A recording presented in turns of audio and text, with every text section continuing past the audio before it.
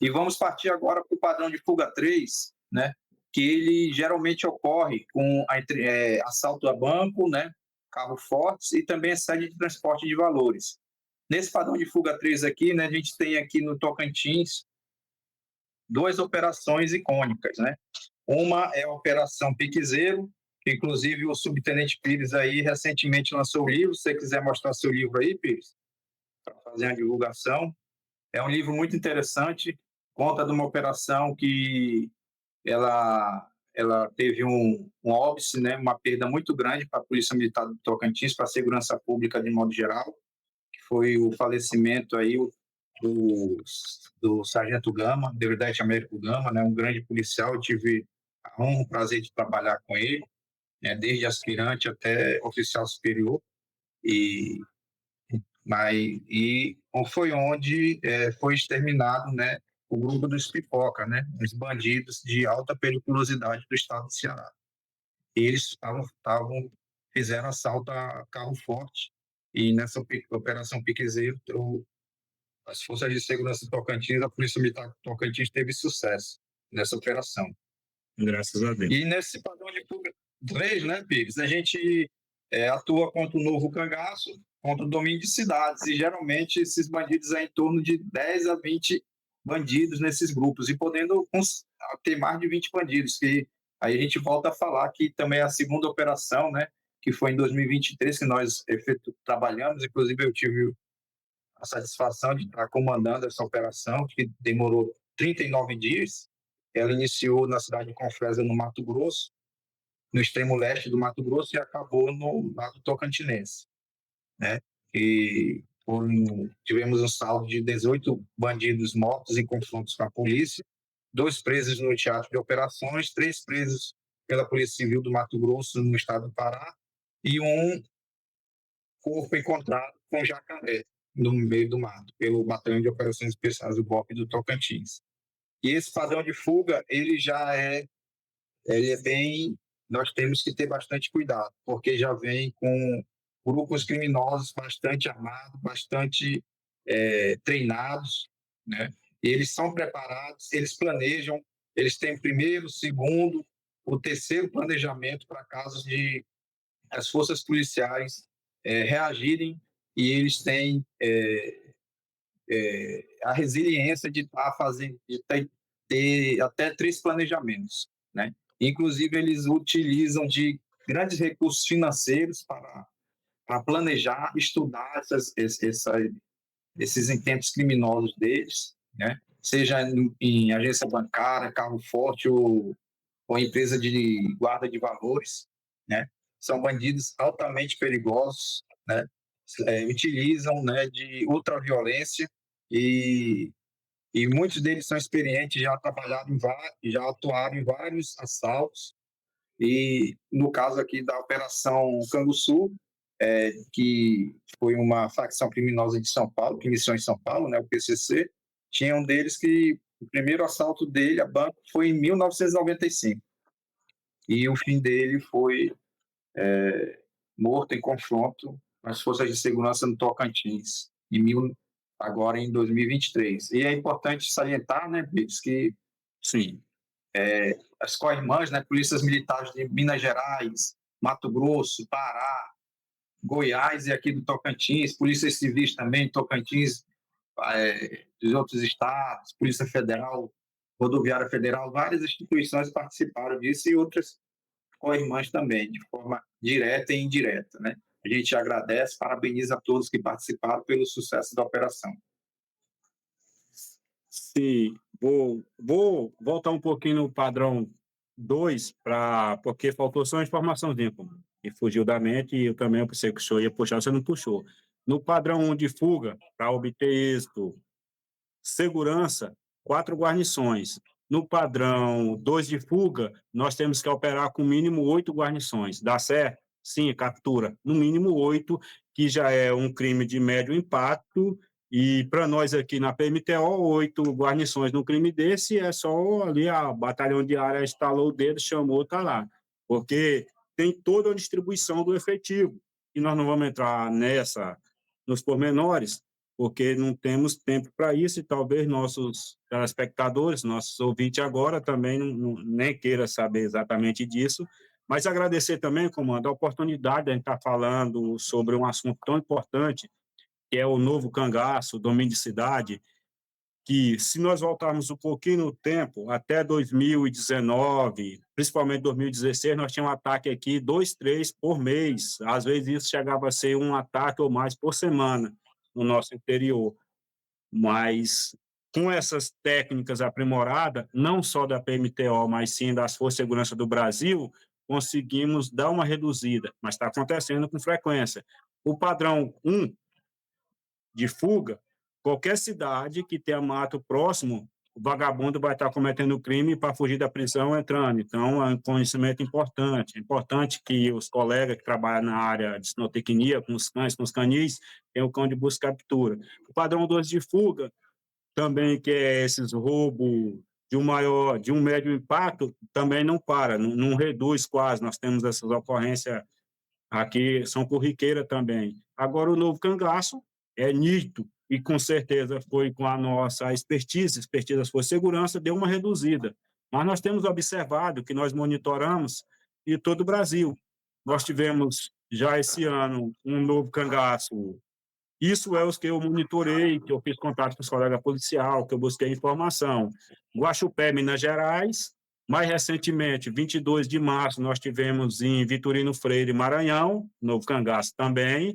E mais recente, dia 30 agora de maio, tivemos aqui Carolina, Maranhão, aqui, que é a cidade vizinha nossa aqui, né? Só temos um rio no meio, e que até agora, esse de Carolina aqui, Vitorino Freire, eles conseguiram sair da área e 2 desceram as cordas em confronto com a Força Tática Polícia do Ceará. Eles já estavam longe, Maranhão, Ceará, não é isso, comando?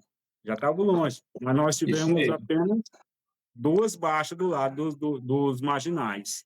E aqui de Carolina, até o momento, se o senhor já tiver informação, ou qualquer outro que estiver nos assistindo tiver informação, o que nós sabemos que do dia 30 de março, por volta das 22h30, não, 30 de maio, agora recente, nenhum deles foram presos, nenhum foi capturado e nenhum desceu a óbito. Parece que eles conseguiram sair do cerco.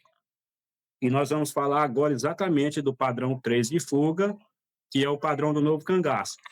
Então, padrão 1, 4 guarnições, padrão 2, no mínimo, 8 guarnições, é o mínimo. É o mínimo e precisa ter conhecimento especializado. Nós vamos tentar trazer agora mais sintetizado para os senhores. Alguém dizer, subtenente, coronel, e funciona, sim, nós estamos trabalhando com a questão que nós observamos, é um comportamento psicológico, comportamento de sobrevivência. Quando o criminoso entra no mato, se ele não tem conhecimento do meio rural, de deslocamento, de fuga e como se esconder, ele age no improviso. E se ele tem conhecimento, ele age com as técnicas dele. Só que quando nós temos técnica e fazemos o emprego certo das técnicas, depois de um período eles vão agir no instinto de sobrevivência. Aí a questão psicológica, eles vão cometer erros, nós vamos capturar. E como o comando já adiantou, eu vou fazer um apanhado, coronel. Mais pormenores, talvez para aqui nós temos só especialista, e nós vamos fazer um pormenores, talvez é chover no molhado, mas é informações necessárias. O colega que nos antepenúltimo, que nos antecedeu, que foi o colega, o sargento do Rio de Janeiro, ele mostrou muito armamento pesado. E eu sei que no Rio de Janeiro aquilo é diário, mas o novo cangaço, para ele, aquilo ali é o dia a dia do novo cangaço. Toda ação que eles agem é com aquele tipo de armamento. Aqui na Operação Canguçu, se o senhor quiser fazer uma explanação, mas eu acho que foi mais de dezenas de fuzis de grosso calibre, eu acredito que 2 ou 3,50, e daí aqui é nosso também, nesse tipo de ocorrência de novo cangaço, é o que nós enfrentamos, esse tipo de armamento pesado. Confere, comandante?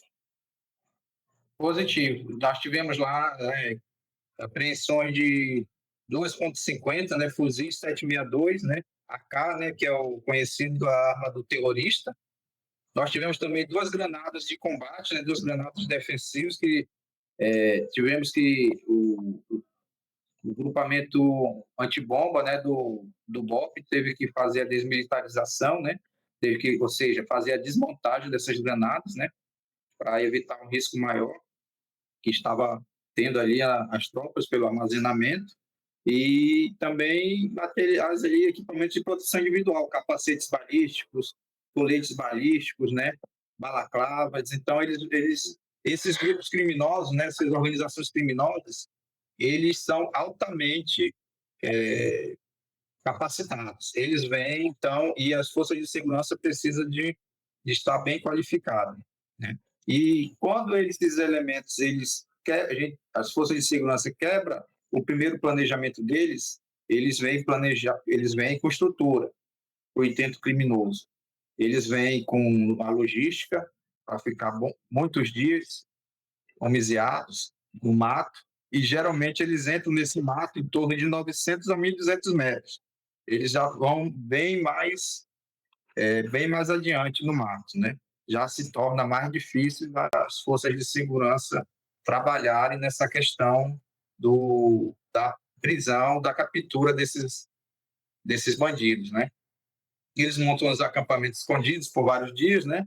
E também ficam próximos a rodovias para tentar fazer o quê? A fuga deles, cometerem a fuga deles e receberem o resgate também, né? De formas que eles têm os sinais deles, né? Por exemplo, às vezes deixam um galho, uma garrafa PET de refrigerante na beira da estrada, né? E hoje em dia, com a fácil acesso de internet, né, eles costumam já utilizar pontos estratégicos, né, que eles fazem um levantamento, né, antes do dia D do intento criminoso deles, né, para saber onde tem internet para estar se comunicando, né, e dar essa facilidade da comunicação também. Sim. E eles ficam também, se movimentam com cautela, né, Pires?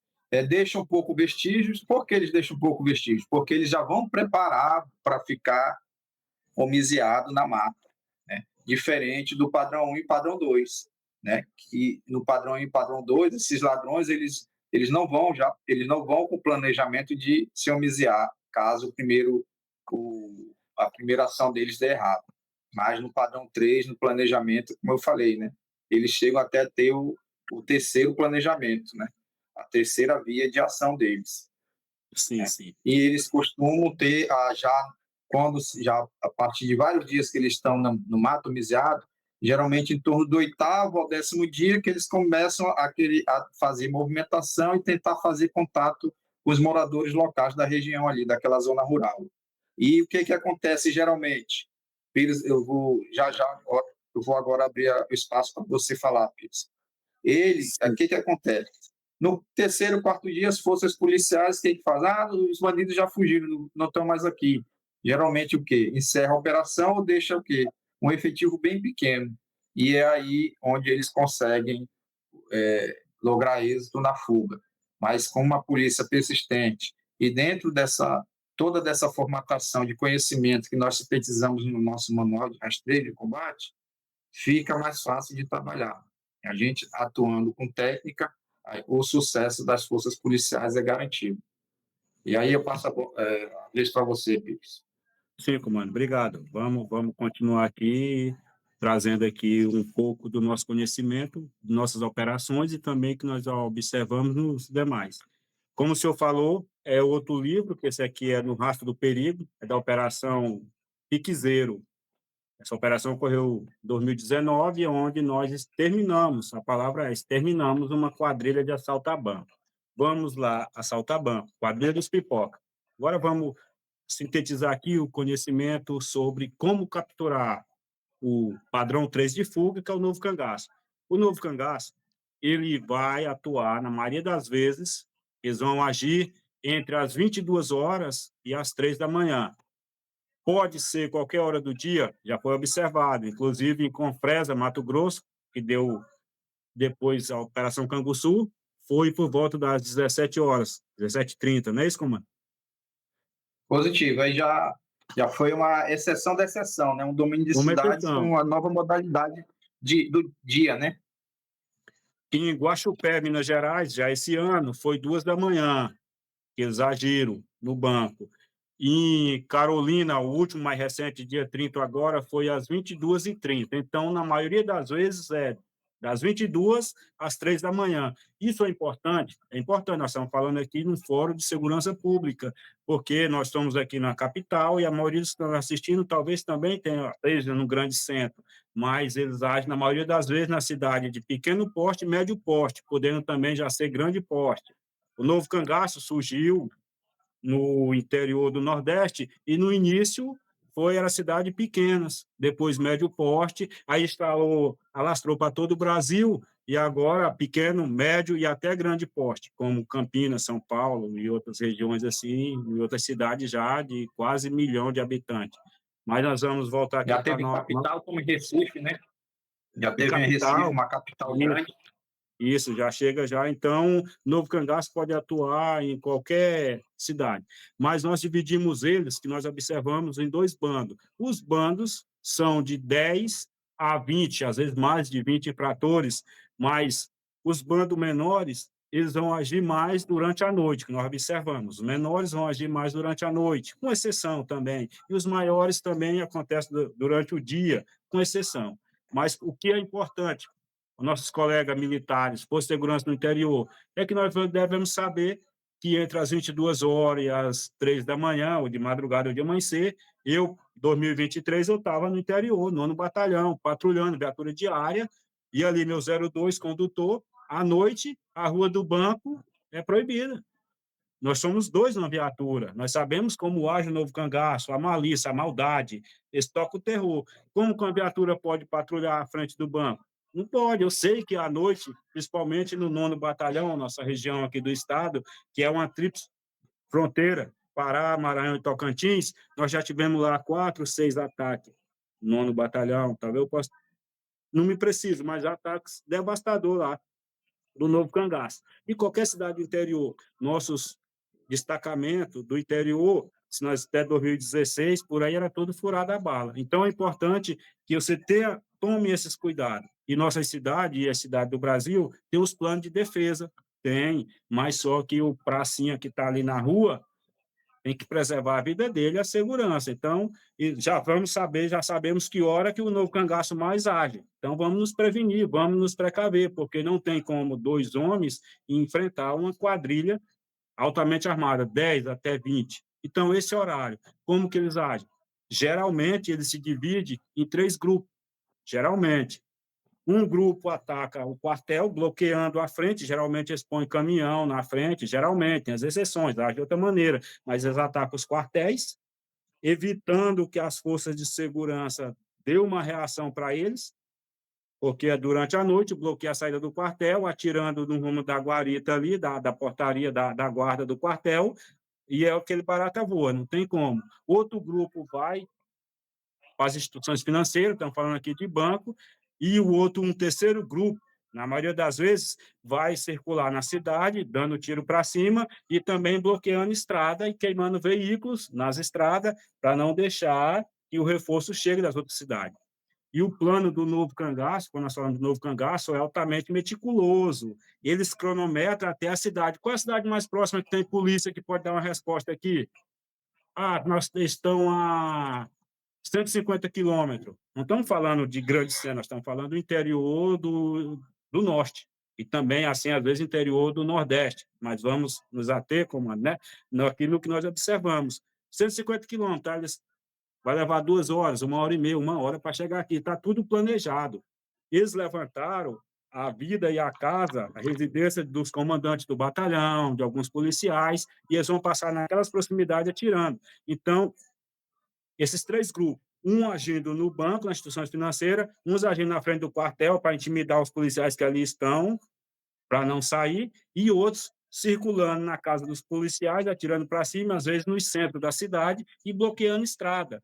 Às vezes, quando sai a notícia, fala lá que era 20 homens armados. Quando a gente busca informações fidedignas através da nossa inteligência, eram 10. Às vezes, já aconteceu conosco aqui, nossa cidade aqui, Lagoa da Confusão, que era um grupo com 7, 3 estava dentro do banco, agindo para estourar, para botar explosivo, e Lagoa da Confusão, 2 estava na frente do banco, segurando aquela questão do escudo, para não deixar ninguém aproximar, e outros 2 pegaram os vigia, aqueles segurançazinhos, que fica buzinando durante a noite, na madrugada, para vigiando a rua, e rodando de moto e dando tiro para cima, em vários pontos. Aí saiu a conversa, eles eram 7, não, a conversa, não, eram uns 20, porque eu via tiro lá, eu via disparo de fuzil aqui, eu via disparo lá, eu via aqui, então toca o terror na cidade, um pequeno grupo, um grupo menor. Então, isso é importante.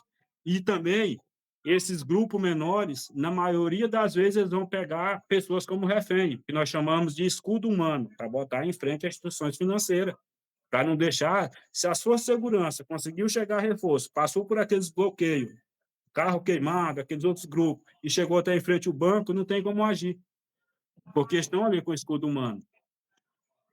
E o tempo, lá dentro das instituições financeiras, é cronometrado. É cronometrado.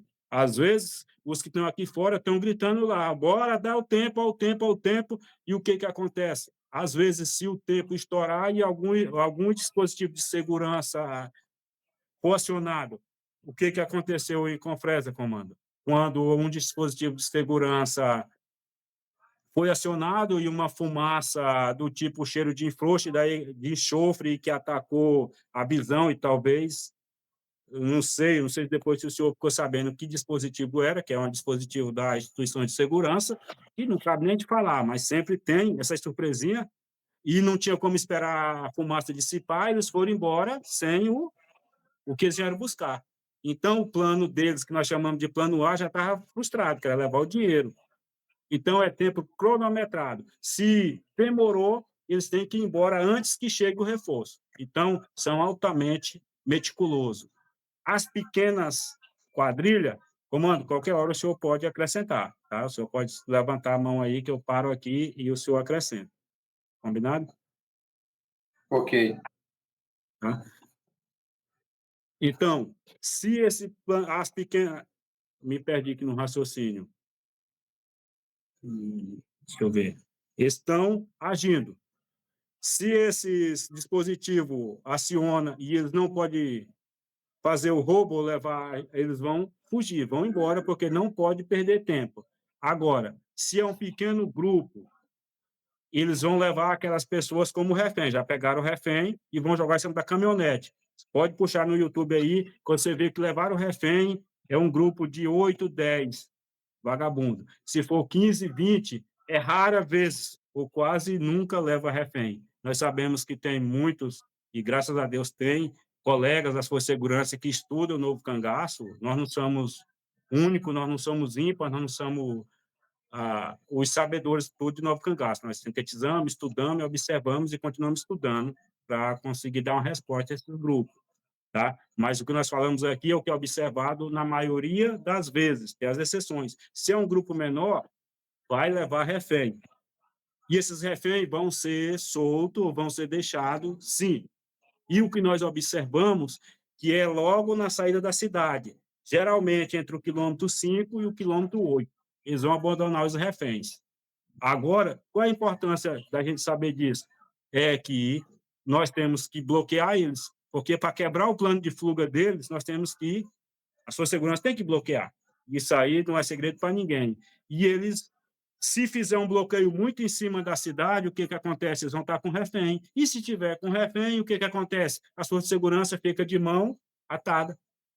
Não podemos, já aconteceu, inclusive, vários que eu observei no Brasil todo, e aqui no nosso estado eu observei uns 3, que botaram o bloqueio muito próximo e chegaram com refém. Posso citar o exemplo da cidade de Paraná, que nesse caso foi a Polícia Federal que fez o bloqueio, e fez o bloqueio a 1 quilômetro da saída da cidade. E quando os vagabundos, quando os infratores, falando aqui a palavra técnica, mas eu fico mesmo, quero falar isso aí, mas palavra técnica, porque nós estamos trabalhando aqui na ordem técnica, no YouTube, principalmente. Os criminosos chegaram com caminhonete, com refém em cima, o que a sua segurança pode fazer? Nada. Se está bloqueado, é tirar o bloqueio e deixar passar. O outro mais recente foi aqui, que era o padrão 2 de fuga e 2 irmãos, que foi agora, eu acredito que 2022, aconteceu aqui, 2 irmãos, que uma guarnição nossa parou, e eles chegaram, e tiveram que abrir e deixar passar. Passaram do lado aqui, ó, apontando fuzil para os polícias, que nada poderia fazer, porque nós tínhamos refém. Então é isso, importante. Qual é a distância que larga o refém? Na saída da cidade. Para nós bloquear com segurança, é acima do quilômetro 8, porque eles vão largar os reféns ali entre o quilômetro 5 e o 8. Difícil que eles levem longa distância. Acontece deles levar refém até uma situação mais distante, até para o mato, acontece, principalmente se pega policial como refém. Se o refém for policial, não espere que vai ser largado logo na saída, não. Mas se for cidadão comum, gerente de banco, população que está ali da comunidade, então nós temos esse conhecimento que nós temos que bloquear eles. E se é o novo cangaço, eles têm o plano de ir para o mato. E quando que eles vão para o mato? Eles vão para o mato, vocês tocar nesse bloqueio, e o bloqueio segurar eles e obrigar eles a ir para o mato, ou se eles já estão com tudo planejado, eles não são pegos de surpresa. Eles têm o plano A, o plano B e o plano C. O plano A é fazer o furto, o roubo, e ir embora com o dinheiro. Se topa o bloqueio policial e enfrenta eles, eles têm um plano B altamente meticuloso, que é ir para o mato, e daí sair pelo mato e sair de um estado para outro. O plano de Confresa, Mato Grosso, que saíram para o Tocantins, quando eles saíram aqui para o Tocantins, aquilo já era o plano B. Eles não tinham um plano altamente meticuloso, sendo o plano A, porque o plano B deles, o plano A foi frustrado. Tá? Há quem diga que era o plano A, mas dentro da nossa análise, nós acreditamos que é o plano B. Quando eles vão para o mato? Quando eles vão para o mato, aí é que foi que o coronel já adiantou. Deixa pouco vestígio. Deixa pouco vestígio. Não faz contato com o morador local. Não pense que ninguém vai ver eles. E daí eles vão se afastar da beira da estrada, 900, 1.200 metros, foi observado, montar acampamento. Mas na seguida da ocorrência, eles vão aproximar de novo para próximo às rodovias, local principalmente que tem sinal de internet, que é para ficar mais fácil o resgate, a fuga. Se o senhor, comandante, tiver alguma coisa para acrescentar até aqui, é só, tá? Que a gente vai falando e nós já estamos chegando a É que 10 entra horas. agora, você está entrando aí no resgate aí no Isso. resgate aí dos bandidos, né? Que eu ia falar agora aí, né? Tava esperando você aí chegar nesse ponto, né? Do resgate. Que geralmente os resgates, né? Dos bandidos, né? Pelos parceiros deles, acontece geralmente à noite, né? Eles fazem à noite e geralmente entre o oitavo e o 10º dia ali que Uhum. quando, vamos dizer assim, esses bandidos esperam a poeira baixar, né? Esperam as forças achar ele geralmente as forças de segurança elas já estão cansadas ou até mesmo terminam encerrando, elas fecham as operações. Aí é nesse momento que vem os bandidos fazer os resgates, né? Eles utilizam de locais já pré-determinados, né, para fazer esses pontos de resgate, né? Utilizam algum objeto para de visualização, né, para ponto de referência deles, geralmente nas estradas ou nas rodovias, né? E eles já têm, já vamos dizer assim, as senhas, né? O código deles de comunicação, que eles sabem que é um carro que está vindo para fazer a fuga deles, das pessoas certas que estão ali com o objetivo de resgatá-los. Sim. E geralmente esses veículos eles já são bem treinados em relação a esses resgates, né? E os métodos de fuga deles também, quer dizer, o método de fuga, de captura das forças policiais, né? São aqueles clássicos 5, né? O bloqueio, o cerco, a saturação, o rastreamento e os pontos de captura. E isso tudo de forma sistematizada, né? Tendo uma grande coordenação, né? O contato, a comunicação ali, o planejamento das ações específicas, tanto ações diurnas como ações noturnas, tanto o pensamento tático, né? A disciplina tática, tudo isso se envolve, tudo isso se entrelaça para ter o sucesso da operação. E o bloqueio, o cerco-bloqueio, são a alma da operação. Um cerco-bloqueio bem feito, os bandidos são difíceis de sair. Um exemplo clássico nosso hoje aí é a Operação Canguçu em 2023.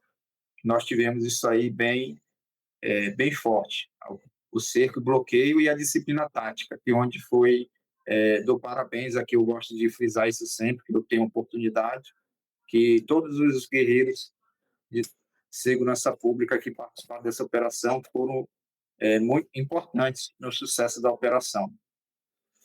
E o rastreamento, né, e a saturação, de forma sempre tendo ali o comando e controle da operação com os grupos específicos, especializados, destinados para cada missão. E isso a gente não pode deixar de citar, quando se trata dos métodos de captura, né, de todo esse sistema de comando, controle de uma operação. Sim, comando.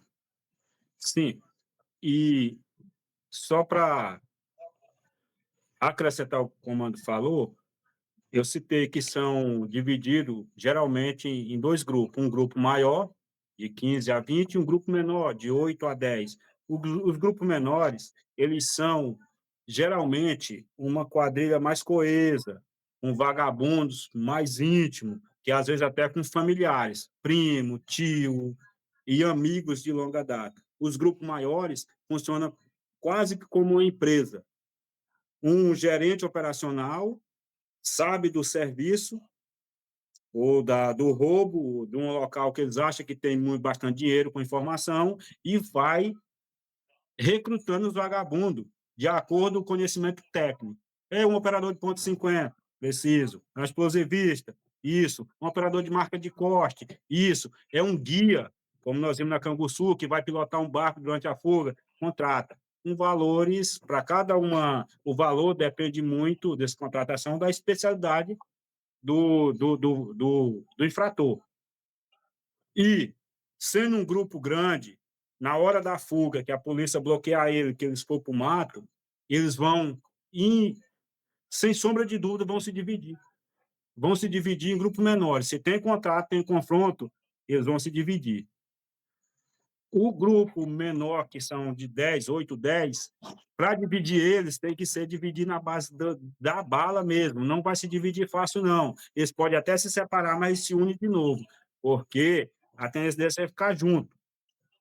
E quando eles vão para o mato, nós dizemos, quando eles são obrigados a ir para o mato, nós dizemos que está na primeira fase da operação, primeiro dia, segundo dia, ainda está tendo algum confronto. Se é um grupo grande, no segundo dia, na hora do confronto, primeiro dia teve o confronto, pelo segundo ou terceiro dia, nós podemos encontrar e capturar o desgarrado, às vezes um que ficou só, dois, às vezes três, que estão ali perdidos, a polícia vai fazer a captura.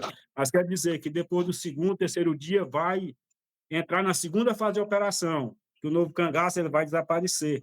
Ele vai ficar agora 3, 4, 6 dias sem nenhuma notícia. Eles não deixaram o vestígio no mato, quando desloca, eles tampam, eles sabem disfarçar, eles não fazem contato com a área do local, eles vão procurar um lugar para se homiziar e ficar quieto. Então, isso, quando as forças de segurança não dominam essa situação, os operadores vão ficar desmotivados. Foram embora, conseguiram sair, foram resgatados, aí passa segundo dia, terceiro dia, quarto dia, quinto dia, sexto dia, sem notícia. É uma desmotivação, eu trato muito isso aqui, ó. A gente fica de moral baixa mesmo. Nesse livro aqui eu trato muito esse assunto, moral baixa. E quando é que eles vão reaparecer? É como o coronel já falou, entre o 8º e o 10º dia, eles vão, só que quando eles vêm à tona, eles estão juntos e começa a ter discussão por questão de liderança e questão de uns querem sair, outros querem ficar. Os suprimentos deles acabaram. E eles já estão debilitados fisicamente, psicologicamente, e eles tinham um plano B estruturado de fugir pelo mato. Quando teve o cerco, bloqueio e saturação, que é o rastreador, vai chegar próximo deles. E eles vão se sentir já coagidos e quer sair de qualquer jeito. Quando as forças de segurança não dominavam bem essas técnicas, voltando lá para trás, às vezes nossas ocorrências saíam antes do 6º dia, do 7º dia. Mas entre o 8º dia e o 10º dia, os colegas, operadores de força de segurança, preste atenção que vai ter confronto. A partir do sexto dia, do sexto dia, oitavo dia, o confronto é iminente. Do oitavo dia para o 10º dia, o confronto é certo, porque eles vão se movimentar. E quando eles se movimentam, eles vão voltar no padrão 2 de fuga, eles alteram. Aí vão deixar vestígio, vão fazer contato com o morador local, vão pegar refém, vão roubar veículo, vão querer sair de qualquer jeito. Que agora estão com fome, às vezes estão com sede, dependendo da região, e estão debilitados e estão psicologicamente. Aí essa questão nós vamos agir nessa fragilidade, mantendo firme Aí, eles. Sim, é como. e aí é importante salientar, eu volto a salientar a importância do cerco e bloqueio, né? Que quando volta para o padrão 2, né? Quando começa a ter os confrontos e volta para o padrão 2, a necessidade de reavaliação da operação, né? Daquele grande anel do cerco, né? E os bloqueios para fazer os ajustes dos bloqueios conforme aonde esses pequenos grupos, né? Que ele deixa de ser um grande grupo e começa a se dividir em pequenos grupos de 3, 4 pessoas, de 3, 4 criminosos. Então, aí nós fazemos outros ajustes, cercos, continua um cerco e bloqueio maior, e também se faz os cercos menores, conforme for tendo o contato das forças de segurança pública com esses bandidos. E interessante sempre ter essa observação, né? Vai se ajustando, né? Vai se moldando o teatro de operações conforme o desenvolvimento da operação. E nós voltamos a falar, no padrão 3 de fuga, quando chega no 8º, 10º dia, né, Pires? Ele volta para o padrão 2, porque ficam vários padrões 2, vamos assim dizer. Vários segmentos, vários grupos agindo, porque ali o psicológico deles começa a ficar abalado, né? Começa a faltar a alimentação, faltar água potável, né? A questão, geralmente, de saúde também, geralmente tem um bandido que leva um tiro e aquele buraco da bala, da munição, começa a ter um efeito grande, começa a dar bicho, começa a ter a inflamação, fica um caso grave, tudo. Então, esse ferido, ele quer sair, ele quer ser tratado, ele quer ser resgatado, então já começa a ter os confrontos, como o Pires muito bem explanou aí. Confronto entre eles começam a se subdividir. Aí eles começam a tentar a fuga de qualquer maneira, né? Aí terminam fazendo contato com a população local, às vezes furta ou até mesmo rouba mantimentos, ou então paga moradores da comunidade para fazer comida para eles, e, e termina tendo todo esse contexto de fuga deles. E a gente vai adiantar um pouco, né, que a hora já está bem avançada, Ainda tem que a muita gente tem que coisa. citar a distribuição do efetivo também, que a gente não pode esquecer que nessa é uma questão muito complexa, o efetivo tem que ser dosado conforme as necessidades vão aparecendo e conforme a especialização de cada segmento que tem nas forças de segurança, né? Seja o batalhão de operações especiais com a sua expertise em adestramento à zona de mata, seja o binômio cão-homem no rastreio, seja um policiamento fluvial, todo esse arcabouço tem que ser observado. Policiamento rodoviário, tudo isso tem que ser dosado para o sucesso da operação. E quando se tem todos esses cercos, e a gente faz todo esse estudo, todo o mapeamento desses setores, os contatos terminam sendo mais constantes, né? Aí o Pires vai complementar aí, fica à vontade, Pires. Sim, comando. Na hora que eles voltam, eu falei que o padrão 1 de fuga, padrão 1, a gente utiliza o cão farejador de busca captura excelente para pegar esse vagabundo, o padrão 2 do cão excelente, e o padrão 3, no primeiro momento, não tem como usar o cão de busca captura no padrão 3 no primeiro momento, porque eles estão um grande grupo armado. Seria suicídio jogar um cão lá, ou o cão nos guiar até eles.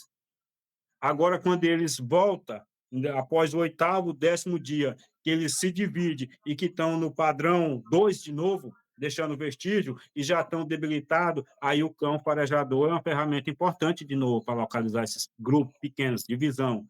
Então, é isso. E a questão do novo cangaço, zona vermelha é ali onde estão próximos, que fugiram quem está cercando. Zona amarela é toda a área da operação. Só que depois do 8º para o 10º dia, tudo é vermelho, porque começa a ter vários confrontos e eles usam o mesmo padrão do 2, vão se deslocar usando referência, mas quando tem os confrontos, eles ficam, digamos que, perdidos no mato, na vegetação, e começam a andar aleatório. Então, qualquer lugar eles podem reaparecer. Pode fazer vítima, fazer refém, pode roubar veículo e pode confrontar a sua segurança. Então, nós temos uma área vermelha e uma área amarela. Depois de um certo tempo, tudo se torna, todo o teatro de operação, vermelho. Temos que estar muito atento a essa situação. O senhor... Aí, né, como eles voltam no padrão 2, porque fica tendo a facilidade de ter o contato bandido-policial, porque eles terminam esquecendo de manter aquela disciplina deles de não deixar rastro. Eles voltam a deixar rastro, aí a gente volta a ter uma facilidade em localizá-los. E dentro desse rastro deles, né, a gente termina o quê?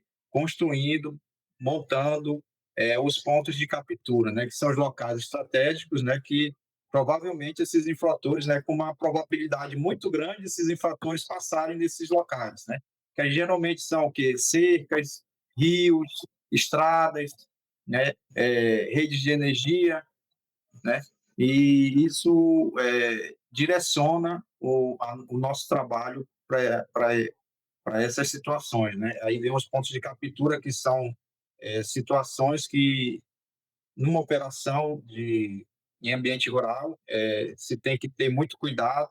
As tropas são altamente treinadas, né? Bastante especializadas, e geralmente quem faz isso, na sua maioria, eu creio que em quase todos os estados, são os batalhões de operações especiais, com alguma mudança ou outra, dependendo do estado.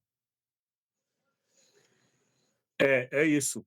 Então, o novo cangaço, nós sintetizamos aqui como que eles fogem. E quanto o dia que dura essa operação, essa ocorrência? Nós temos uma base, na maioria das vezes, usando essas técnicas que nós estamos falando, que são os 5 passos: bloqueio, cerco, saturação, rastreamento e ponto de captura. Usando esses 5 passos de maneira simultânea e com a nossa expertise, uma ocorrência de enfrentamento ao novo cangaço, na maioria das vezes, vai durar entre 15 e 17 dias. E um grupo pequeno, às vezes, dependendo do tamanho do grupo, que a gente tem que capturar todos, às vezes chega meses, às vezes mais de meses. Mas, se tiver seguindo esse passo a passo e for um grupo menor, nós vamos, na maioria das nossas ocorrências, vai ser 15 a 17 dias. Operação Piquezeiro durou 15 dias. Operação Japão, 17 dias. Operação Taguatinga durou 13 dias. Aí várias outras operações, é tudo sintetizado. Operação Canguçu foi 39 dias. Aí era um grupo bem maior, não é isso, Comando? Isso, muito grande. Então, padrão 1 de fuga, muito fácil ser capturado. Padrão 2, média dificuldade. Padrão 3, grande dificuldade e grande risco. Todos de risco.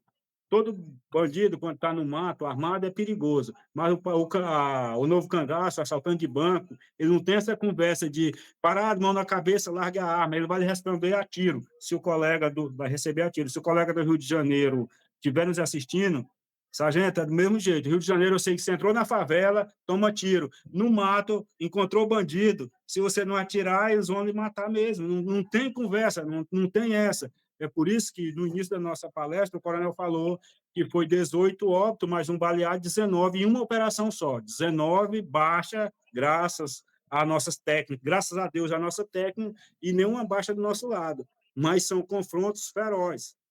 Na Operação Piquezeiro, para nós seguir atrás do rastro deles, eles atirando com AK-47 automático, não tem como. É dando rajada, e não tem como seguir. Você tem que deixar eles embora e trazer novas estratégias. Então, o novo cangaço é muito perigoso.